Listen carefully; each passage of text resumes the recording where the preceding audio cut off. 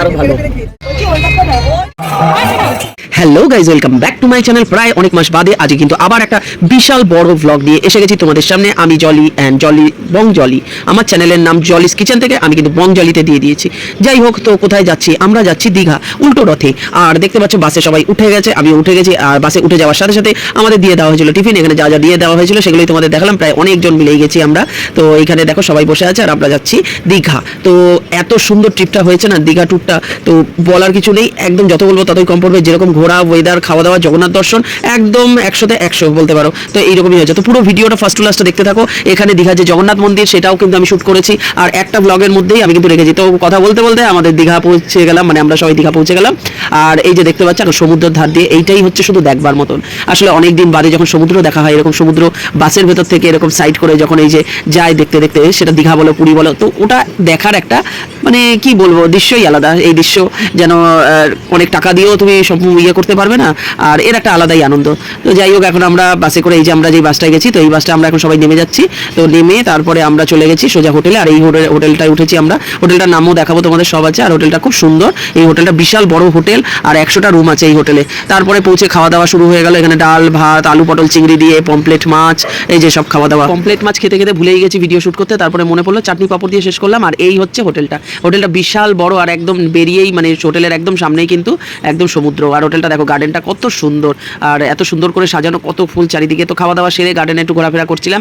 আসলে আমাদের দিয়েছিল একদম টপ ফ্লোরে, না আমাদের সেকেন্ড ফ্লোরে দিয়েছিল। তো আমরা বললাম আমাদের যে গ্রুপ আছে তো আমরা চাই একসাথে পাশাপাশি থাকতে, তাই জন্য আবার রুম চেঞ্জ করে আমরা পাশাপাশি। তবে আমি একটু দোলনা চড়ছি, এই দোলনা চড়তে চড়তে। আর এই যে দেখো আবার সেই রুমে নেমে এসেছি। তো সেই রুমটায় নেমে এসে আবার শ্যুট করছি। আগের রুমটা ওটাই প্রথমে এসে উঠেছিলাম, তারপর এটা উঠেছি। তারপরে এই যে দেখো এখন বারান্দা খুলে বারান্দা দিয়ে গার্ডেনটা তোমাদের দেখাচ্ছি। গার্ডেনটা কত সুন্দর লাগছে না?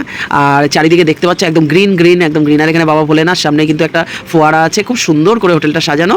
আর এই যে দেখো পুরো চারিদিকে গ্রিন আর গ্রিন। এই রাস্তা থেকে সোজা বেরোলেই কিন্তু সমুদ্র। আর এই যে হোটেল সি উইন্ড, আমরা যে হোটেলটায় ছিলাম, তো এটা শ্রীগালের পাশ দিয়েই কিন্তু হোটেল সি উইন্ড। তোমরা যদি যাও তো এই হোটেলটায় তোমরা থাকতে পারো। খুব ভালো রুমগুলো আর ওদের বেশ মানে কি বলবো পরিষ্কার পরিচ্ছন্ন হোটেলটা। আমরা ছিলাম এসি রুমে। তো এখন বারান্দায় এসে সান টান সেরে আগে গিয়ে পৌঁছেই খাবার খেয়ে নিয়েছি, কারণ দেরি হয়ে গেছিলো।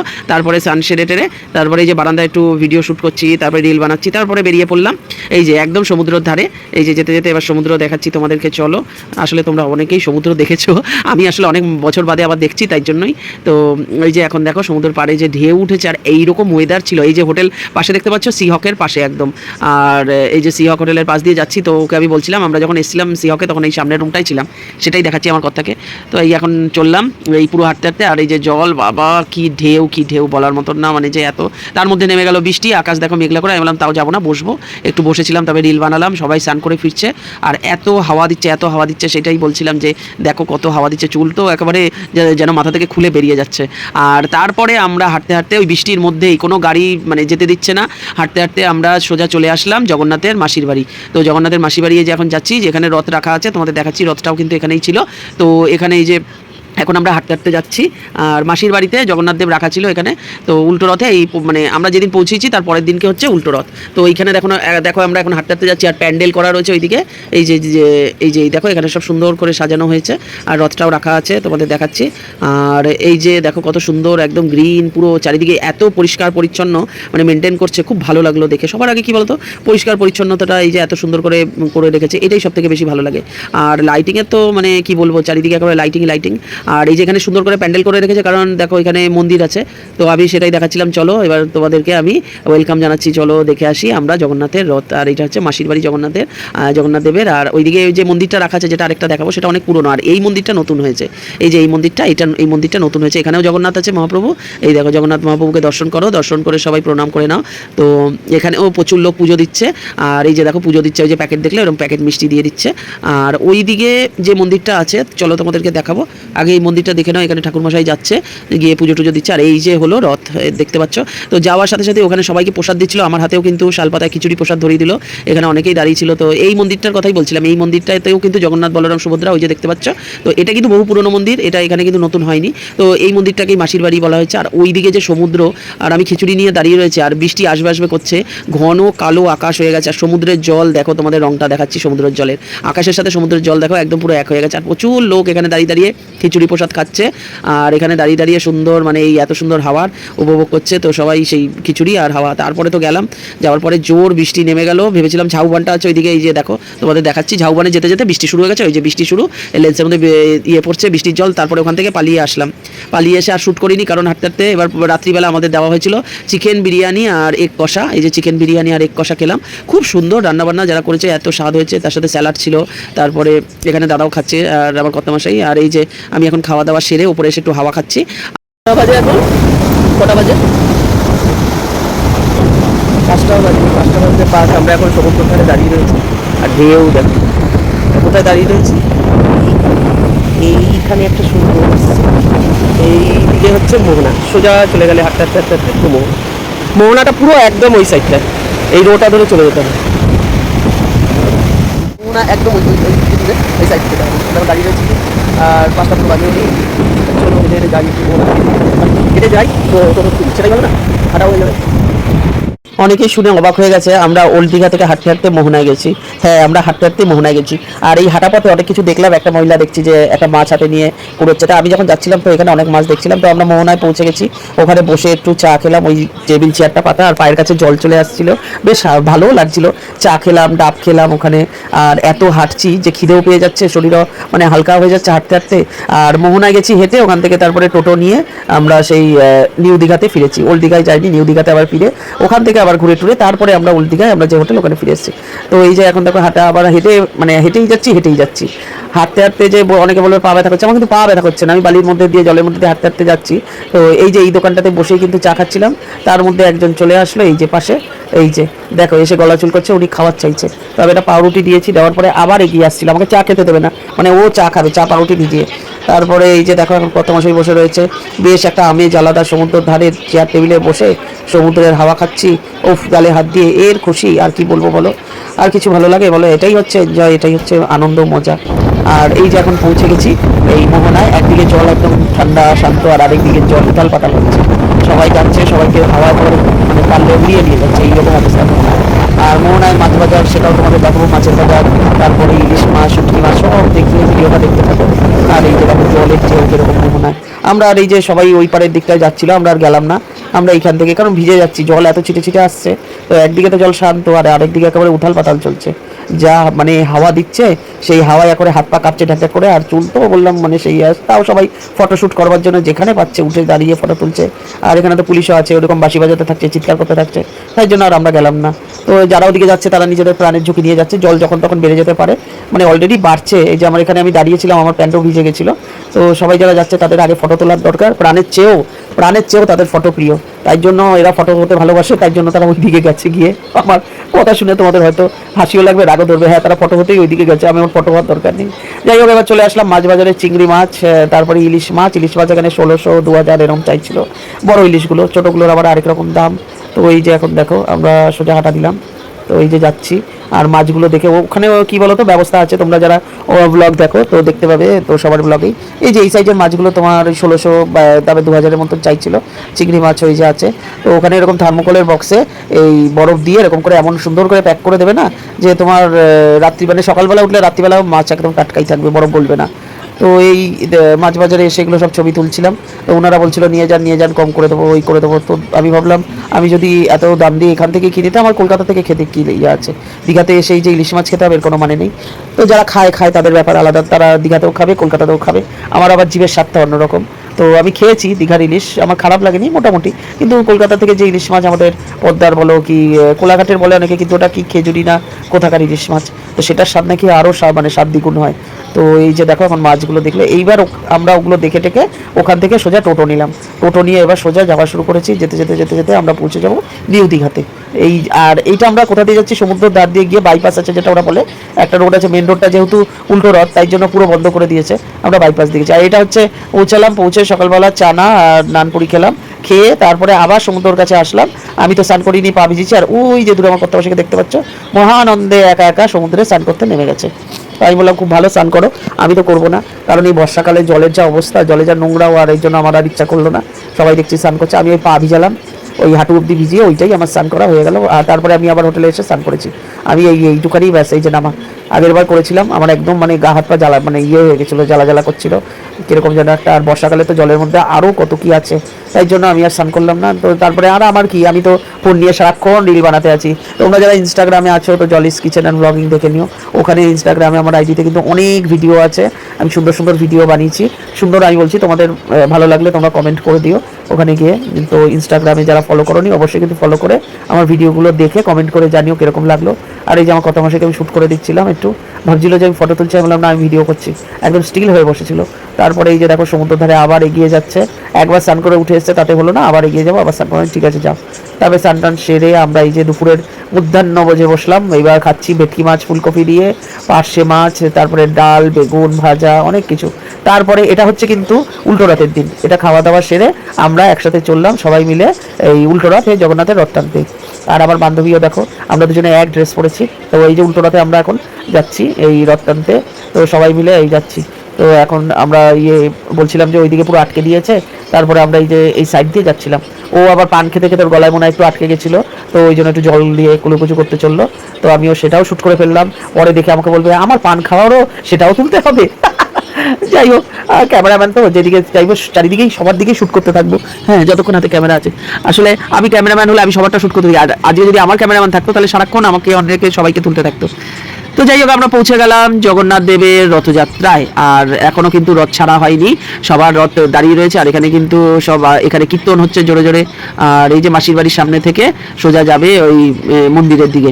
তো এখানে সবাই এই যাচ্ছে, আমরাও যাচ্ছি। এই যে এটা হচ্ছে জগন্নাথ দেবের রথ, এটা হচ্ছে বলরাম, না এটা সুভদ্রা দেবী মাঝখানে, আর ওইদিকে হচ্ছে বলরাম। তো আমরা সবাই দাঁড়িয়ে রয়েছে এখানে যে রথ দেখবো বলে। তো প্রচুর মানুষ, প্রচুর ভিড়, তাও আমরা কিন্তু মানে ওই যে ঝোঁক বুঝে খুব মেরেছি আমরা, সোজা তিনজনে মিলে আমরা জগন্নাথ বলরাম সুভদ্রা সবার রথই কিন্তু আমরা টেনেছি। তো এটাই আনন্দ, যে সবাই মিলে গেলে খুব আনন্দ হয়, এটাই যে সবাই একসাথে আনন্দ করতে করতে যাওয়া, রথ ধরে রথের দড়ি ধরে টানা। আমার বান্ধবীর জন্য আমি জগন্নাথের রথের দড়ি টানতে পেরেছি, কারণ আমি দাঁড়িয়ে রয়েছি, আমাকে বলছে যা তাড়াতাড়ি গিয়ে রথের দড়িটা টানো। আমিও গিয়ে তাড়াতাড়ি করে, আমি বুঝতে পারিনি তবে সামনেই ছিল, রথের দড়িটা গিয়ে টানলাম। আর এই যে দেখো এখন এই দাঁড়িয়ে জগন্নাথ দেবকে নিয়ে ওখানে হাওয়া করছে এই যে পাখা দিয়ে। এখনো কিন্তু স্টার্ট হয়নি, মানে সব হচ্ছে সাজানো, গোছ গাছ হচ্ছে। আর সারাক্ষণ জয় জগন্নাথ জয় জগন্নাথ গান চলছে, তো এইভাবেই চলছে। হ্যাঁ, তো আমরাও সেই দাঁড়িয়ে জয় জগন্নাথ গান শুনে যাচ্ছি, কীর্তন শুনে যাচ্ছি, আর শঙ্খের ধ্বনি চারিদিকে একভাবে বাজতে আছে। আমার কর্তামশাইও শ্যুট করছে, তারপরে আমরা এখানে সবাই মিলেই কিন্তু ভিডিও শ্যুট করছে, প্রচুর লোক সবাই ভিডিও শ্যুট করছে, তারপরে করছে। তারপরে এখানে কিন্তু আমরা মাঝখানে যখন চালু হলো, মানে রথের দড়িটা, মানে রথ চালু হলো, তখন কিন্তু আমরা আর ভেতরে ছিলাম না। আমরা এই যে দেখতে পাচ্ছ বাঁশের বেড়ার ফাঁক দিয়ে কিন্তু ঢুকে গেছি ভেতর দিকে। ওই যে বললাম না কি করে টেনেছি। এবার আমরা যখন ঢুকে গেছি, আর ওইদিকে সিকিউরিটি সবাই বলছে আপনারা কেন জানলাম, এইদিকে কি করে চলে আসলাম, মানে আর কিছু বলা টলা নেই এরভাবে। আর দেখতে পাচ্ছ কত সুন্দর করে লাল পাড় সাদা শাড়ি পরে সবাই শঙ্খ হাতে নিয়ে একসাথে শঙ্খে ফু দিচ্ছে। আর এখানে এই যে আমরা ঢুকে যাওয়ার পরে, এই যে না এখনো বাইরে আছি, আমরা ঢুকিনি, আমি শ্যুট করছি। আর এইখানে অ্যাম্বুলেন্স পাশে দাঁড়ানো, যাতে কেউ অসুস্থ হয়ে পড়লে, অনেক বয়স্ক মানুষ আছে তারাও গেছে ভিড়ের চাপে, অসুস্থ হয়ে পড়লে তাদের অ্যাম্বুলেন্স অবশ্যই সেবা দেবে, তো সেই জন্য দাঁড়িয়ে রয়েছে। আর আমরা এখানে দাঁড়িয়ে রয়েছি, অপেক্ষা করছি কখন রথ আসবে, মানে রথে চালু হবে। তো ইন্দ্রনীল সেনগুপ্ত মানে গান করেন, তো এই যে উনি ওখান থেকে যাচ্ছিলেন সামনে থেকে, আমি এসব চিনতে পারছিলাম না, অনেক বয়স হয়ে গেছে তো মুখ চোখ পাল্টে গেছে, তো সেই জন্য তো উনি ওনার গানটাই বাজছিল, যে জয় জগন্নাথ ওই গানটা। তো এই যে দেখো এখন সবাই দাঁড়িয়ে রয়েছে কিন্তু, আর এই যে কত মানে শঙ্খের ধ্বনি, মানে কান নিয়ে যাওয়ার। ওখানে একটা দূরে ফুল গাছ দেখতে পাচ্ছিলাম, তাই জন্য ওটাও তুলে রাখলাম। তারপরে এই যে দাঁড়িয়ে রয়েছে, আমরা ভাবছিলাম কখন আসবে, কখন রথ আসবে, এই বলে বলে আমরা মানে চিন্তিত হয়ে কখন মানে রথটা আমরা ধরবো, গিয়ে টানবো। তারপরে আমার কর্তামশাই পাশে এসে আমি বললাম তুমি একটু দাঁড়াও, আমরা যদি ফাঁকা হয়ে যায়, এই যে দড়িটা, এই দড়িটাকে সবাই কিন্তু অনেকে ভেবেছে জগন্নাথের রথের দড়ি, মানে রথের দড়ি, প্রণাম করছে সবাই। আর আমরা তো কি হাসাহাসি। আর আমাদের পাশে ছিল আমাদের রিনাদি, উনি বলছিল আমাদের একটু যেতে দিন বলছিল, স্যার একটু যেতে দিন। স্যার লাস্টে নিজেও ঢুকে গেছে, আমরাও ঢুকে গেছি। আর কে কার মানে কথা, এই তো। হ্যাঁ, তো এই এখন চালু হবে, আর এই দড়িটাকে নিয়ে ভীষণ টানাটানি চলছিল। তো এই দড়িটাকে নিয়ে টানাটানি, ওই একজন মহিলা ঢুকে গেছে, তাই বলছিল উনি তো ঢুকে গেল, তাহলে আমাদের বেলায় করছে কেন। এই যে স্যার, এবার স্যারও ঢুকে গেছে দেখতে পাচ্ছ। এবার উনি ঢুকে যাওয়াতে উনিও তো জগন্নাথের রথের দড়ি টানবে বলে উনারও অপেক্ষা করে দাঁড়িয়ে। এই যে এবার ঢোকাঢুকি শুরু হলো, এই যে পরপর সব ঢুকে গেল, এইবার আমরাও ঢুকে গেলাম। আমি তো মাথা নিচু করে একদম ঢুকে গেছি, সবাই ঢুকে যাবো, সবাই ঢুকছে যখন, তাহলে আর আমরা কেন ঢুকবো না। তারপরে আমরা এই যে রথ চালু হয়ে গেল, আমি তো বলরামের পেছনের দড়িটা ধরতে পেরেছি, সুভদ্রার সামনের দড়ি, আর জগন্নাথের একদম সামনের দড়ি।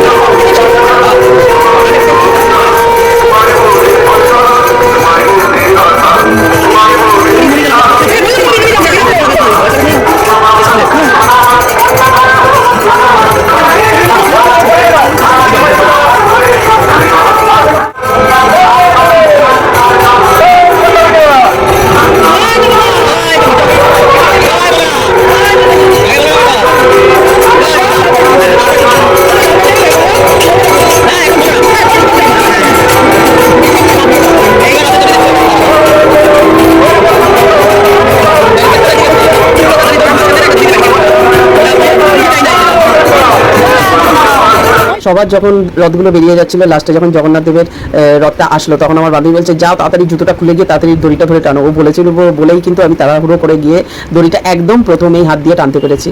একদম দাঁড়িয়েছিল আমাদের সামনে এসে, আর দড়িটা আমি দেখছি সবাই ধরে রয়েছে, আমিও গিয়ে স্টার্ট করে গিয়ে একদম সামনে দড়িটা ধরে টানলাম। আর এই যে পাশে যে দড়িটা তোমরা দেখতে পাচ্ছ, এটা রথটাকে পুরো ঘেরাও করে রেখেছে, আর এই দড়িটাকে সবাই ভাবছে রথের দড়ি, সেই জন্যই কিন্তু সবাই প্রণাম করছে এগোচ্ছে। আর দেখতে পাচ্ছ তো কত র্যাফ নামিয়েছে, পুলিশ আর মানুষের যেরকম ভিড়। তো অনেকেই ওখানকার বলছিল যে ভিড় নেই দীঘাতে নেই, তো তারপরে যখন দেখলাম আমি বললাম এত ভিড় কোথা দিয়ে আসলো, তাহলে এত লোকগুলো কোথায় ছিল। আর এমনিতেই এই রথযাত্রা উপলক্ষে তো মানুষের ভিড়, তারপরে আবার এই জগন্নাথ মন্দির হয়েছে, আশপাশে যেসব হোটেল যেগুলো চলছিল মানে একটা সময় অনেক ভাগাড়ের ভেতরে পড়েছিল, তো সেই হোটেলগুলোর রেটও কিন্তু অনেক বেড়ে গেছে, দাম বেড়ে গেছে।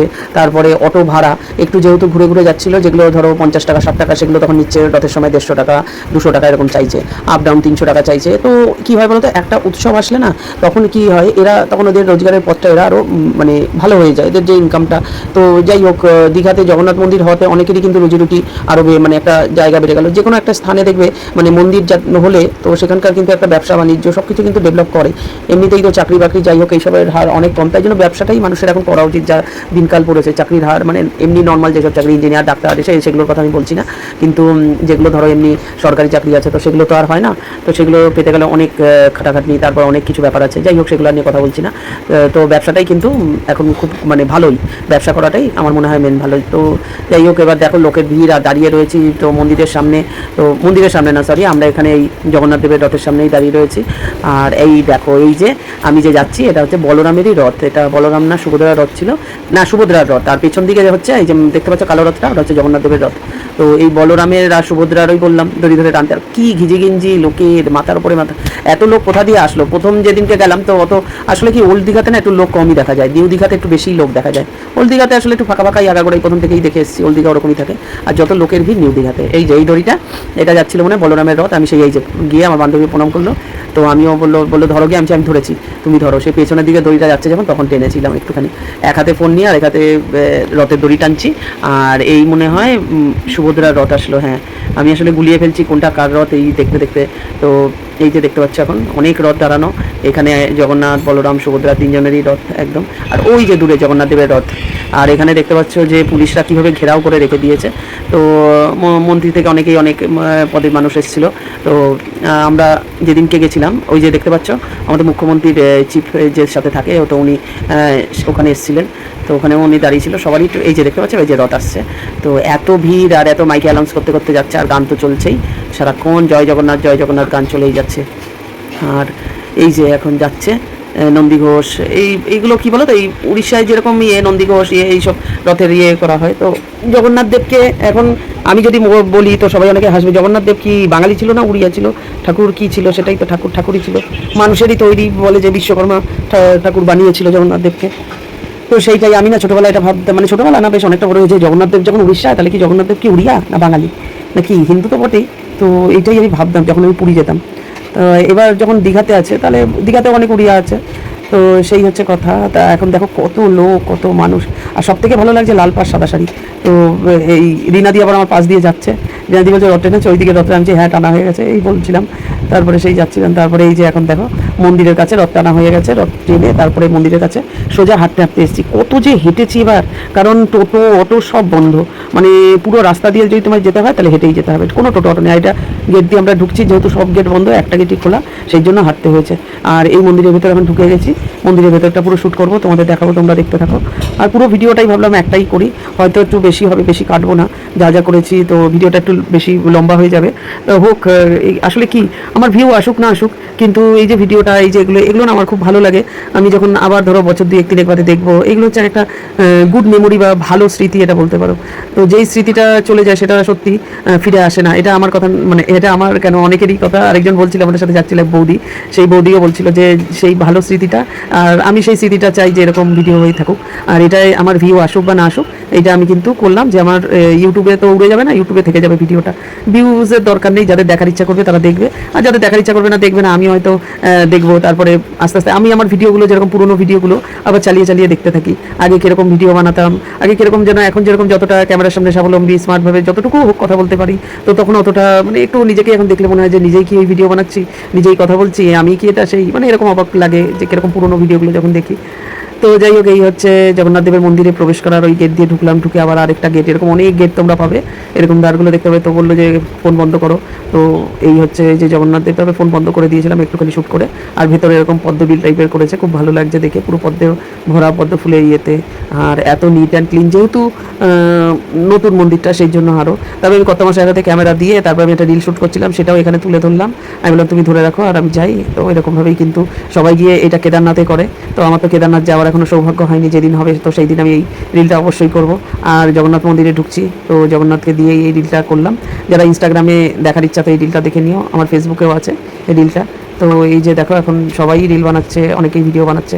তারপরে এই যে মন্দিরের বাইরে আসলাম, বাইরে এসে আবার একটু বসলাম, কারণ হাঁটতে হাঁটতে প্রচুর পার হতে হয়ে গেছে।